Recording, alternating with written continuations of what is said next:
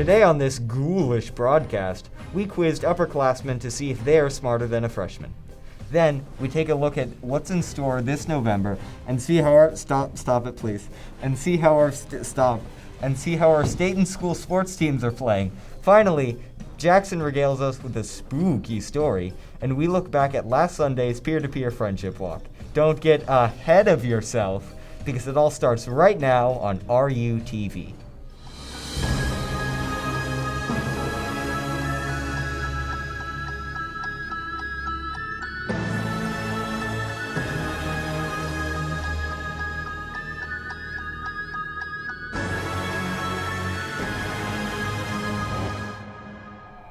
Let's get this party startled, Seahawks. Today is Friday, October 29th. Thank you for joining us. I'm Ben King.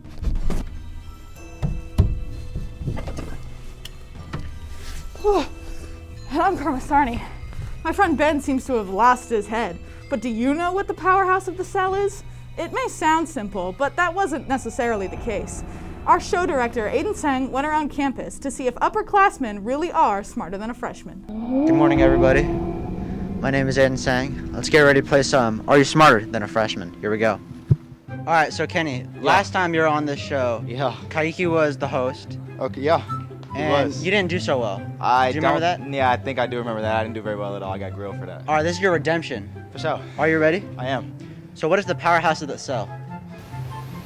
The nucleus. The nucleus. That's the mitochondria. The mitochondria. Mitochondria. Mitochondria. Oh, mitochondria. The mitochondria. Mitochondria. Mitochondria. What is the Pythagorean theorem? A squared plus B squared equals C squared. A squared plus B squared equals C squared. I honestly don't know. A squared plus B squared equals C squared.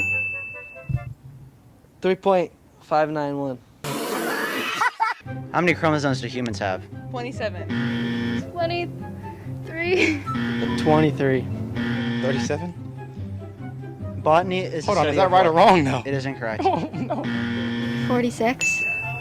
Animals that eat plants and other animals are known as? Carnivores. Herbivores. Carnivores. Omnivore. Omnivores. Omnivores. Omnivores. Animals that eat plants and other animals are known as? Vegetarians. Can you name all 7 continents? No. India. Yeah. Africa. Mexico. China. Australia. And Antarctica. That is correct. North America, South America, Africa, Asia, Australia, Antarctica, and Europe. Yep. And what is the biggest state in the United States? Texas. Texas. Alabama. Probably Texas. How'd you know? It's big. Alaska. Like Texas or Alaska?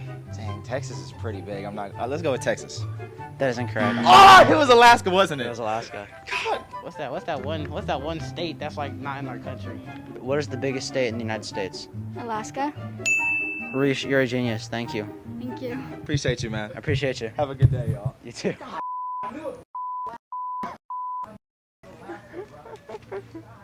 As you can see, freshmen might be smarter than we think, as much as it pains me to say that. Yikes. Back to you guys in the studio. Yeah, that was pretty scary. But after this weekend, this November is about as stuffed as a Thanksgiving turkey. So to help you out, RUTV's Eliza Peterson is here with your monthly update. Don't forget, we have next Monday off Seahawks, and to kick off the month, ASB is hosting First Friday in the Freshman Circle with some fun games for everyone to play. And of course, we have our UCLA blood drive on the 10th, and we get the 11th off for Veterans Day. Starting on the 12th, RUTV is going to be putting out weekly broadcasts, so you can expect one from us every Friday starting on the 12th. And of course, to finish off the month of November, we have Thanksgiving break. Back to you in the studio. So excited for this 3-day weekend. I'll be keeping an eye on the Lakers as they try to win the championship. Sorry, keeping this thing attached all the time just isn't doable. 1 second. Speaking of the Lakers, the NBA came back for their 75th year. With more on that, here's Travis Wilkins with a new segment of Tea Time.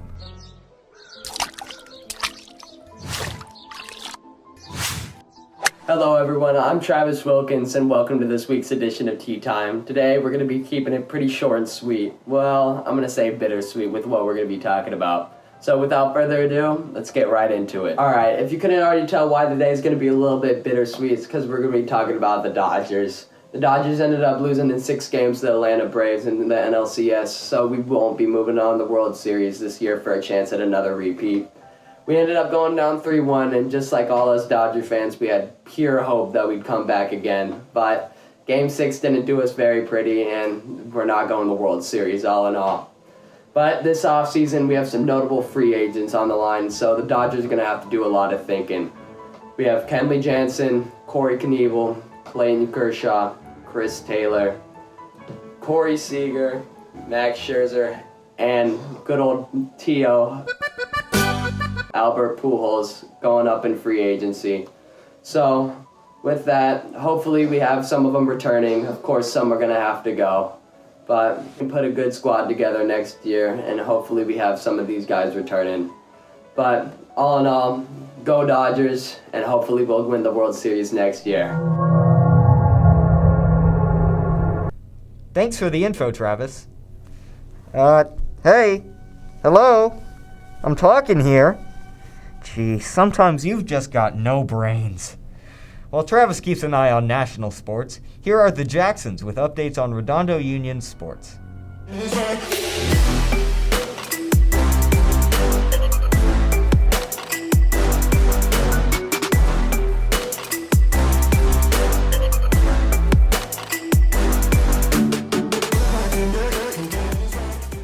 Welcome back to RUTV Sports. I'm Jackson Blum. And I'm Jackson Schoenberg. Football came out on top last Friday with a victory over Santa Monica 26-14. For seniors, this was the last time playing on their home turf in their career. But they got sent off on a good note as the team played great on all sides of the ball and came out with the victory. Nathan Robertson was able to talk with a few of the seniors after the final home game. I'm here on the field with some of our seniors on the football team. You guys got a big win tonight. This is your last win here on Seahawk Bowl. How does it feel? Feels great, man. It's like, I love being sent away like this, man. Like, this is our last time on this field, and it's the best feeling in the world. Nothing better. Same question? Honestly, it feels great. It was a bad season, bad start. I think we really picked it up these last few games. We really just became dogs, dogging teams, dogs on the line. But, you know, it was a difficult game. We had a lot of switch positions, a lot of people missing, so I'm just glad that we came out with the W. Yeah, man. I'm here with Chase Arnold. Charnold, man, you got 2 touchdowns today. Here, it's your senior night. How you feeling, man? Man, it feels amazing, man. Lucky to have done with the big boys up front. Oh, yeah. Gotta give credit, man. All right, Devin McDonough, you guys got a big game against Costa next week. What are you guys going to be doing to prepare for this game, man? We're just going to work hard, beat some dogs, and make sure everyone you show up to Costa at 7 p.m. next Friday and be there. Yes, sir. Let's go Seahawks! Tonight is the big battle of the beach when our Seahawks take on our rival Mira Costa at their home stadium tonight at 7:30 p.m. Come show support to our boys as they fight to gain back our surfboard. Don't miss it.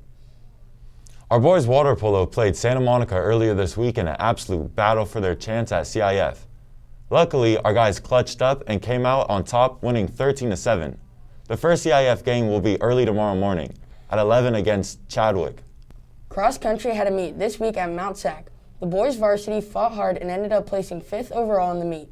Aaron Thomas was the fastest boy from RUHS, placing 13th overall in individuals and finishing with a time of 15:37. Girls varsity ran hard and placed 6th overall in the meet. Lily Fedito placed 8th overall in individuals with a time of 17:48. Cross country's next meet is November 4th for the Bay League Finals. Come show your support as the students fight for the Bay League title. This past week, our girls volleyball played an intense CIF game against Harvard Westlake, playing all 5 sets. Sadly, Harvard Westlake came out on top, but our girls still put up a fight, leaving everything on the floor, with Ella Duffner putting up an exceptional performance on both offense and defense. Even though our chances at CIF are over, we can still show those Harvard girls who's boss and take home state. On Tuesday, girls tennis played their last home game of the season against Costa. They played hard but came up short with a final score of 4-14. Megan Dane played a great match against their number one player but lost 4-6 in the end. Great job, girls. That's it for sports this week. See you next week. Go Seahawks!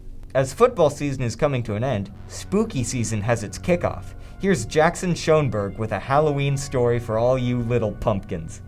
Mommy told me to never go in the basement, but I wanted to know what was making that noise. It sounded like a puppy, so I tiptoed down the stairs. It wasn't a puppy. Mommy yanked me out of the basement and yelled at me. Mommy never yelled at me. I was really sad, so Mommy gave me a cookie and told me to never go in the basement again. So I didn't ask Mommy why there was a boy in the basement making dog sounds, or why that boy had no arms and legs.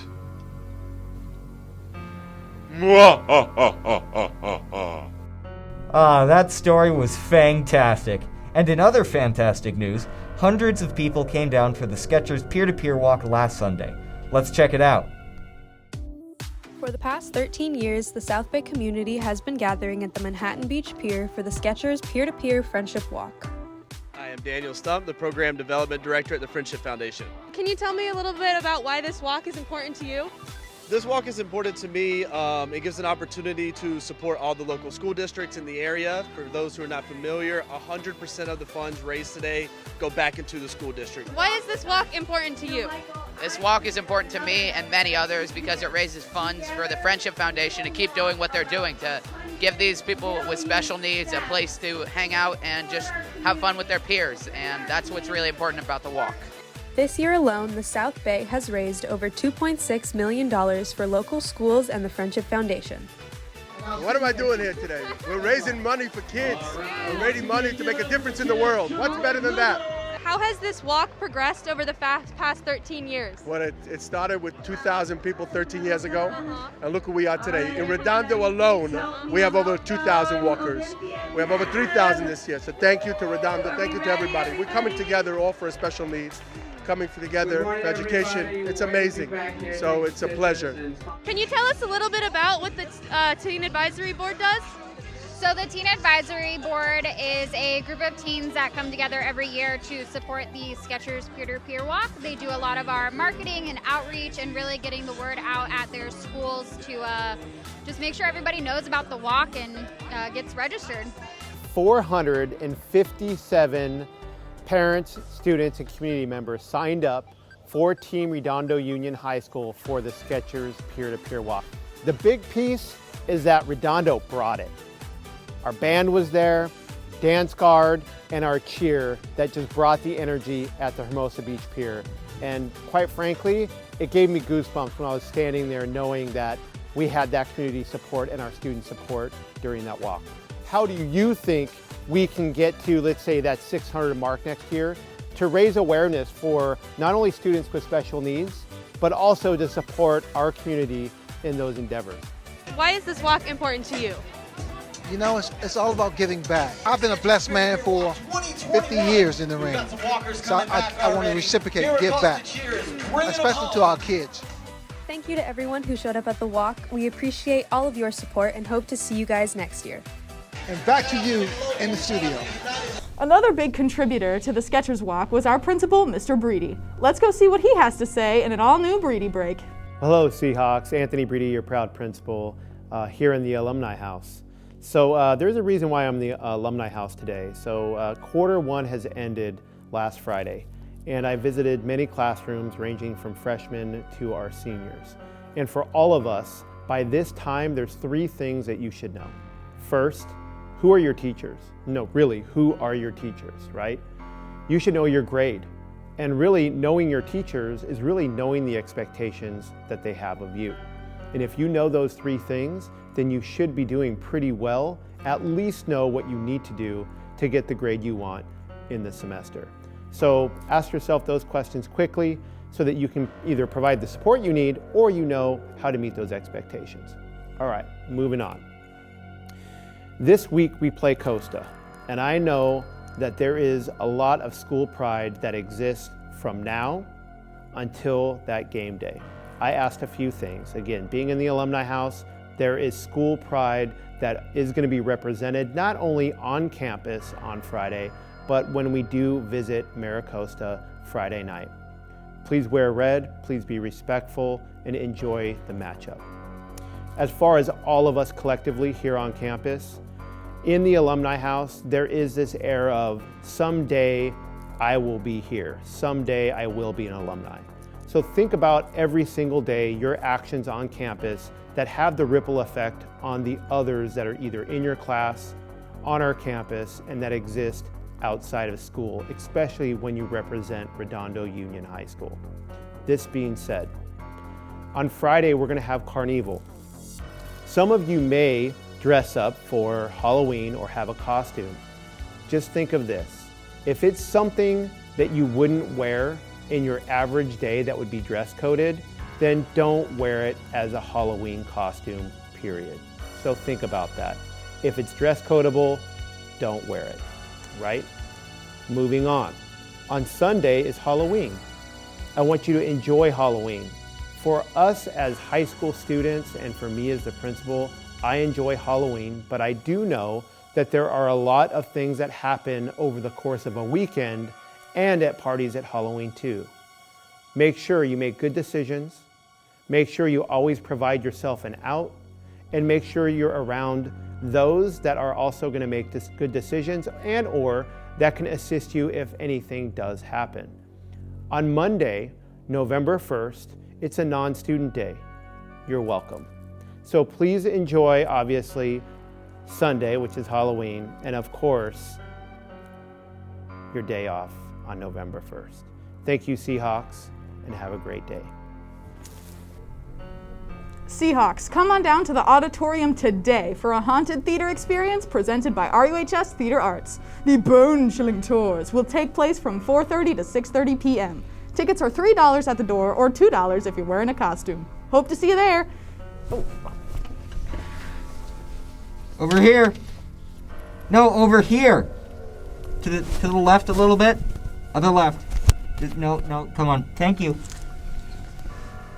We also hope to see you at the UCLA Blood Drive taking place Wednesday, November 10th in the small gym from 7:30 a.m. to 12:30 p.m. You can sign up with any ASB member or fill out the Google form linked in your student email. Donors must be at least 16 years old to donate, and 16 years olds must have parental consent. Make sure to sign up before November 5th. Each donor will receive a free movie ticket.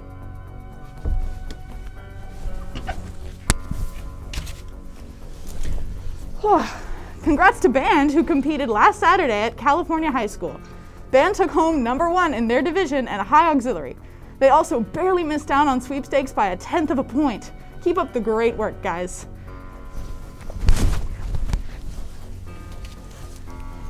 If you're looking for something to do sooner, ASB is hosting Carnival today during lunch in the Student Union. Come on down for some fun games and competitions, like candy corn bowling and mummy wrapping contests, to show off your Halloween spirit.